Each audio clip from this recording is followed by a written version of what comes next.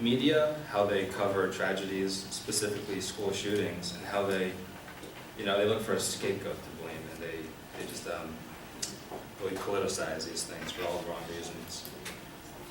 So I'm sure everyone remembers a couple of years back when a 20-year-old Adam Lanza walked into an elementary school and murdered 20 children, 6 adult victims.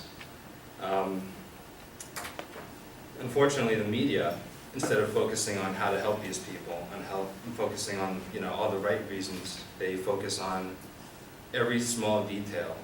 I remember I saw a soundbite of a 7-year-old who just walked out of the classroom. Like, why are they focusing on this stuff? They're just trying to politicize and make money off of tragedies. And as it says on the bottom, the media has become an accomplice. So I'm going to show a short video, kind of reinforcing that statement. Why? Why not ask a forensic psychiatrist? We've had 20 years of mass murders, throughout which I have repeatedly told CNN and our other media, if you don't want to propagate more mass murders, don't start the story with sirens blaring. The school day had only just begun when the attacker struck. Don't have photographs of the killer. The 17-year-old's 3-hour rampage ended in his own death. Don't make this 24/7 coverage. The German Chancellor is about to give her reaction. We'll bring that to you live. Do everything you can not to make the body count the lead story. Carnage in the classroom, 16 people are dead. Not to make the killer some kind of anti-hero. Dressed in black combat gear, the gunman opened fire at random. Do localize this story to the affected community and make it as boring as possible in every other market. Because every time we have intense saturation coverage of a mass murder, we expect to see 1 or 2 more within a week. So there's a couple important things there. I also have an article written by Joseph Grenny, and he's a psychologist. He's a 4-time New York Times bestseller, so he kind of knows what he's talking about. And here's a list he made up. They named the shooter. His face, his name is politicized, like you saw in the video. Described his characteristics. Was he a loner? What kind of friends did he have? Where did he live? In a basement. Detailed the crime, the layout of the classroom, the kind of arsenal he brought in with him. Numbered the victims and ranked him against other successful attackers. So again, there's always, it's the worst, it's the most tragic, it's the second tragic. They rank it based on the amount of people he killed. And he gave an example in his article. In 1996, a 14-year-old walked into a middle school classroom and attacked his classmates. The media didn't focus on helping these people. Instead, they focused on the color of his clothes, what kind of weapons he used. They even showed how he snuck them into the classroom. They had a live demonstration of a man in a trench coat slipping a shotgun into his pants, slipping handguns, on how, this is a how-to tutorial on how to conceal weapons. And the biggest thing they focused on, though, was a quote that the killer said before he attacked. And it was a quote from the book Rage by Stephen King. And this was the main focus. This is what the media pinpointed on. And as a result of that, within the next 4 weeks, there were 4 school shootings, each one of them saying the same exact quote that was propagated by the media. So they focused on the literature and not on the psychology of the person, not on our failing mental health institutions, but instead on what he was saying before he attacked. So here's, coming back to Sandy Hook, here was a article, and to link it to the video game violence, it says, Killer's Call of Duty obsession, massacre a loner addicted to controversial video game.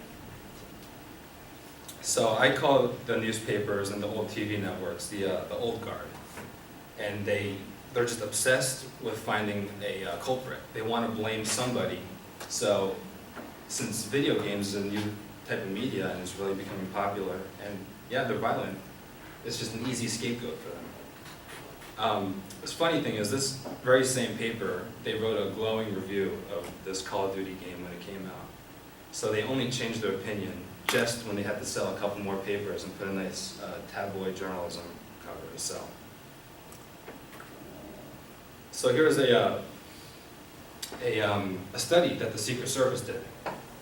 So as it says, 27% of attackers, these are school shooters that they research into after the fact.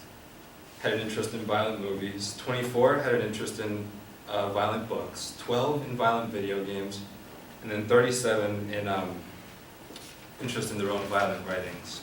Now, this doesn't necessarily mean that if you are you write violent things that you're gonna attack people. That's not what it's saying here. This is just after the fact when they research into these people, and as you can see, video games is the lowest. I have another clip I'd like to show. Chris, what kind of sticker do you put on that box? And is that something that culturally, or from a criminal law enforcement point of view, or criminal psychology point of view, we should be worried about? Sure. I mean, they actually do already have the ESRB rating stickers that are on the box, in fact.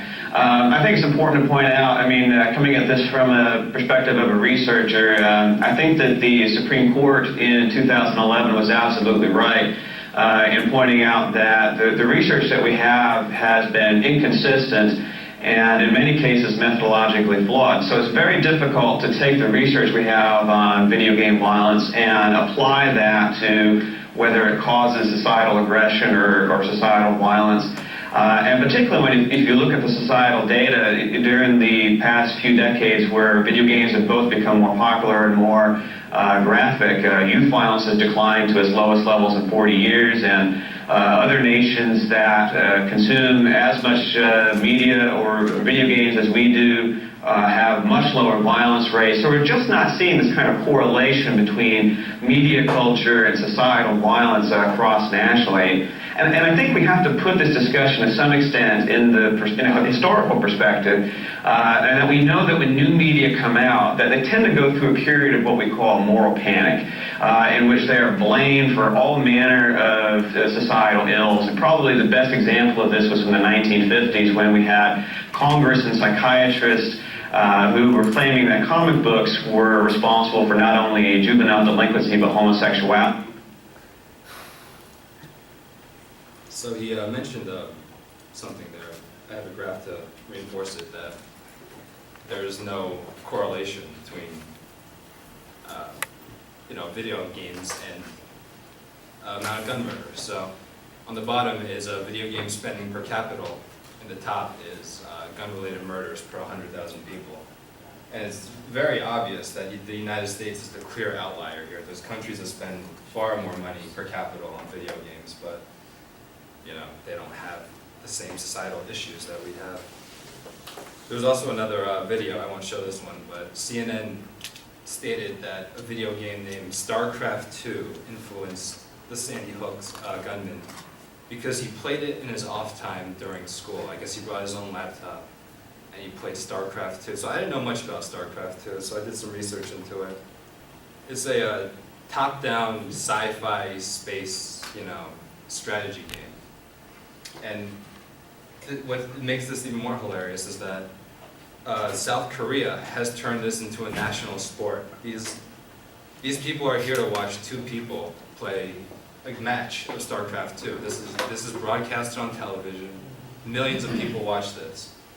So if StarCraft II is so violent and so such a big influence, then the shootings in South Korea must be off the charts. It's a national sport. But there's zero recorded incidents of gun violence in South Korea ever. So it's obvious there's no link. The media is just propagating these to just create a narrative. So in conclusion, it's in their best interest to attack these new forms of media. I mean, I know our generation, we don't sit down and watch the news. We don't go out and buy newspapers. We pick up our phones and look at Google News. This isn't how we consume media anymore. And it's in their best interest to try and downplay these things, to attack them, to make them seem insignificant, to make them seem, bad. As I wrote there, the average viewer of Fox News is 65. I mean, when the older generation, they have a big problem when the older generation moves on, because we're not going to watch Fox News. I mean, that's not going to happen. Their only priority is to make money, so they'll push any narrative. That's the point I'm trying to reinforce. So maybe when you have a kid and someone comes up to you and says, you shouldn't be letting them play that game, you can just say, hey, I heard a speech by some weird guy in college, and he said, it's okay. So that's my speech.